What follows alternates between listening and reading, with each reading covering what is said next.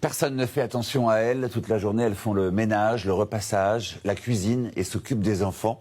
Et en plus, elles n'ont pas d'horaire et pas de vacances. Certaines sont même maltraitées, voire réduites en esclavage. Et depuis le suicide de plusieurs d'entre elles, la situation de celles qu'on appelle au Liban les petites bonnes fait scandale. Enquête signée Nora Awada.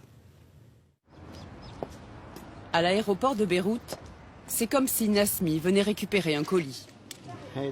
Là, ils vont nous appeler. Comme une vingtaine d'autres employeurs, il attend sa nouvelle domestique. Derrière cette porte, des jeunes femmes venues d'Éthiopie, du Cameroun ou des Philippines attendent d'être appelées pour passer la douane. Celle qui vient travailler chez Nasmi est cette jeune fille au foulard rose. Elle s'appelle Mara. Elle est éthiopienne et a 20 ans. Son patron ne la connaît pas encore, mais il en parle comme d'une marchandise. Quand on va au marché acheter une pastèque, est-ce que vous savez ce qu'il y a à l'intérieur? Non. Quand vous la coupez, elle est rouge, blanche ou rose? Blanche, on ne peut pas la manger. Rose, elle n'est pas bonne. Rouge, elle est bonne. À peine arrivé, Nasmi lui confisque son passeport. C'est bien Meken Mara. Il est désormais son garant aux yeux de la loi et aura tous les droits sur elle. Son nom est d'ailleurs inscrit sur le passeport de Mara. Il le gardera durant tout le séjour de la petite Éthiopienne au Liban. Elle ne pourra sortir du territoire qu'avec son aval. Beyrouth, l'Eldorado pour ces petites bonnes. La capitale du Liban, un lieu où il fait bon vivre. Chaque année, elle attire de nouvelles employées qui viennent des pays pauvres pour gagner leur vie. Il faut dire qu'ici, il y a du travail. Une famille sur 4 emploie une domestique et parfois plusieurs. Pour certaines, c'est le rêve d'une nouvelle vie.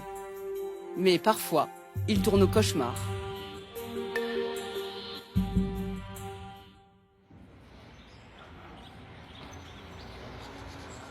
Dans la famille de Nasmi, tout le monde attend l'arrivée de la petite nouvelle. Et l'accueil est pour le moins glacial. Tu t'attendais à un top modèle? Son visage est acceptable, non? Elle a des cheveux? Enlève ton foulard. Oui, c'est bien. Enlève. Elle ne te comprend pas. Enlève, enlève qu'on voit tes cheveux. Non mais vraiment, Nazmi. Mon Dieu, elle est très moche. Le bébé. Comment va réagir le bébé dont elle va s'occuper? La jeune femme ne comprend pas ce qui se dit autour d'elle, car elle ne parle ni l'anglais, ni l'arabe. Et sans ménager son intimité, ses affaires personnelles sont déballées au vu de tous. Des habits, à manger. Elle est nouvelle, donc elle ne sait pas. Les habits, c'est moi qui vais te les donner. Puis c'est le passage obligé de la douche et du shampoing anti-poux. Il n'est pas dit que Mara en est, mais la famille considère cela comme une formalité préventive. Bien, Mara, ça va? Douche, bien? Tout va bien? Sans plus tarder, Mara commence son apprentissage. Première leçon, comment faire la vaisselle. Tu fais comme ça. Toi, voire moi. Dis-lui de faire comme j'ai fait. Son employeur lui parle comme à un enfant qu'on encourage. Très bien. Bravo. Encore. Oui, oui. Bravo. Ferme le robinet. Accroche ça là. Accroche. Là. Très bien. Quand c'est fini, fini. Assieds-toi. Une fois le travail terminé, elle peut s'asseoir. Mara vient de vivre sa première journée de bonne au Liban.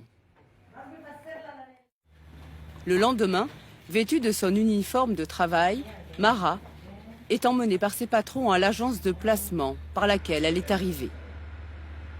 Comme toutes les domestiques, c'est sur catalogue qu'elle a été choisie par ses employeurs.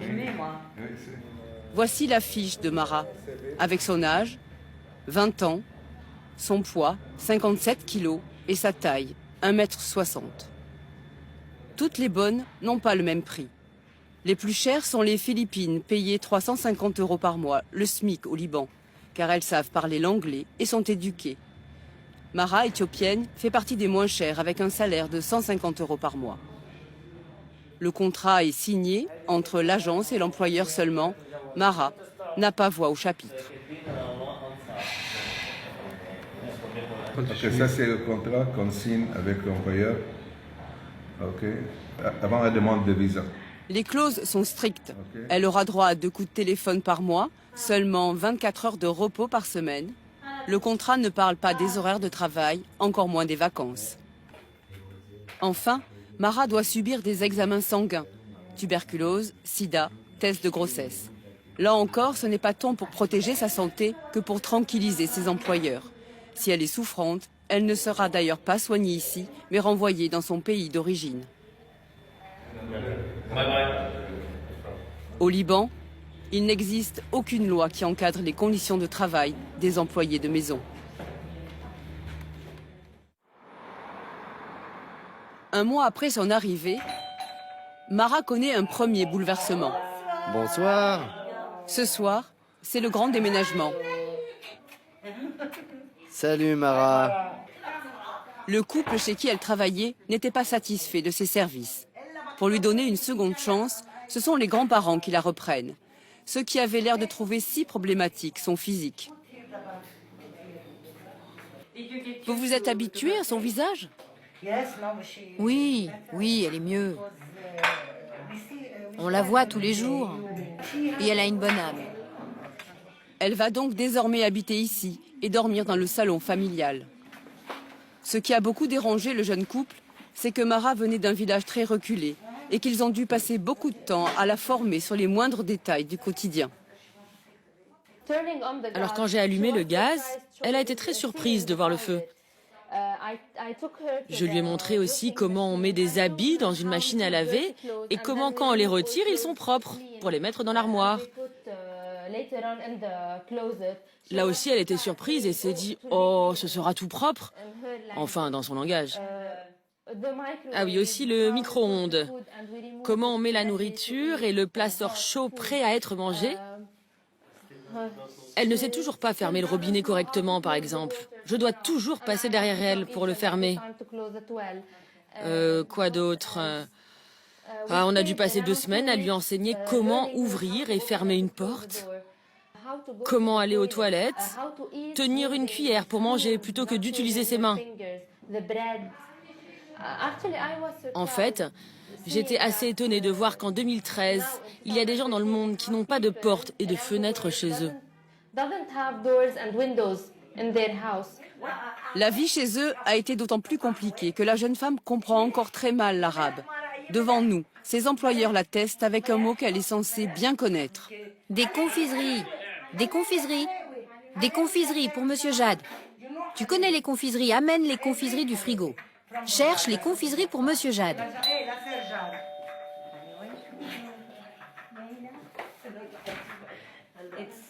Non, pour Monsieur Jade. Monsieur Jade. Qu'est-ce qu'il mange? Des confiseries. Où sont les confiseries, Mara? Vous voyez? Alors, elle a trouvé des confiseries? Mara, c'est là, regarde. Tous les jours, depuis qu'elle est là, je lui demande les confiseries. Elle est toujours incapable de me les ramener. Oui, bravo, Mara. Maintenant, va chercher les jouets. Jouets. Si ses patrons ne sont toujours pas satisfaits de son travail d'ici 2 mois, ils pourront avoir une nouvelle employée par leur agence sans payer de frais supplémentaires et Mara sera placée dans une autre famille. Il arrive que certaines domestiques connaissent des fins bien plus dramatiques. Non-paiement de salaire, sous-nutrition, harcèlement sexuel. Ces photos montrent des traces de violence. À la moindre erreur, ces femmes ont été battues, fouettées, brûlées à la cigarette, aspergées d'eau de javel ou d'acide. Désespérés, une centaine d'employés de maison se suicident chaque année au Liban.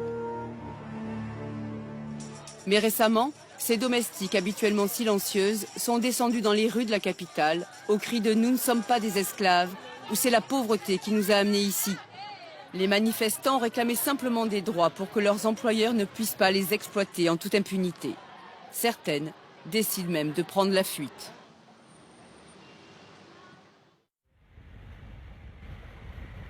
À une 50aine de kilomètres de Beyrouth, cet ancien couvent est devenu un refuge pour domestiques. Ici, une trentaine de femmes cohabitent en attendant de trouver une nouvelle famille ou de rentrer dans leur pays. L'association est chargée de régulariser leur situation car elles n'ont plus leur passeport et la plupart ont pris la fuite en laissant leurs économies derrière elles, de peur d'être accusées de vol en fuyant avec l'argent. En attendant, pour évacuer les souffrances qu'elles ont endurées, elles participent à ce groupe de parole avec une psychologue. De quoi vous souvenez-vous? De quoi avez-vous envie de parler? Rena travaillait pour une famille qui ne l'a payé que la moitié de son salaire, une centaine d'euros par mois, l'a séquestrée et surtout, sa patronne l'a frappée.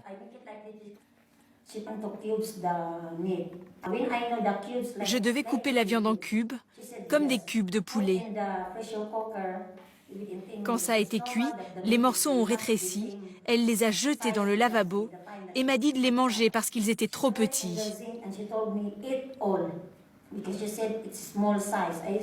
Je n'ai pas voulu, je lui ai dit qu'elle exagérait. Elle m'a battu la main, elle me l'a écrasée avec un marteau pour la viande. Vous voyez le marteau pour faire les beefsteaks? Eh bien, elle a fait de ma main un beefsteak. Je me suis dit que si elle m'avait écrasé la main la première fois, lorsque je ferais une plus grande erreur selon ses règles, elle pourrait me tuer. Michelle, elle, a commis l'erreur de demander à rentrer aux Philippines pour venir en aide à sa fille malade. Il m'a battue, poussée, bousculée. Personne ne m'avait fait ça auparavant. Jusqu'à aujourd'hui, je me demande pourquoi. Pourquoi? Quelle limite ai-je dépassée en demandant simplement à rentrer chez moi? À ce jour, 2 de ces femmes ont réussi à rentrer chez elles grâce à leurs ambassades qui ont payé leurs billets d'avion. Longtemps invisibles au Liban, de plus en plus de domestiques osent aujourd'hui protester à visage découvert. Certaines ont même enregistré un spot diffusé sur Internet. J'ai fait un rêve où je peux quitter l'aéroport par mes propres moyens. J'ai fait un rêve où je peux appeler ma famille tous les dimanches. J'ai fait un rêve où je ne suis pas frappée quand je ne comprends pas. J'ai fait un rêve où je ne suis pas harcelée sexuellement. Cette année, le ministre du Travail a annoncé qu'il allait se pencher sur l'abolition du système de parrainage des employeurs. Mais rien n'est encore fait à ce jour.